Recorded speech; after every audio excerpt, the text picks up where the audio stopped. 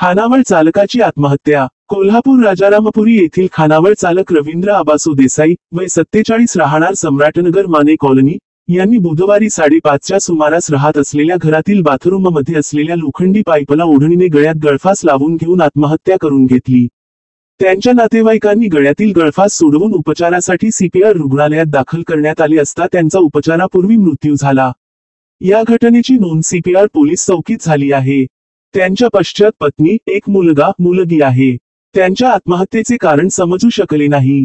पोलिसांकडून अधिक तपास सुरू आहे। Ritika traders Kognoli, building material supplier, सळी, अँगल, चॅनेल पट्टी, square pipe, round pipe, square bar, cement sheets, colour sheets, bison दरवाजे, लॅमिनेशन दरवाजे, सिमेंट आर्टिकल यासह प्लंबिंग साठी लागणारे साहित्य, शेतीसाठी लागणारे साहित्य योग्य दरात मिळेल।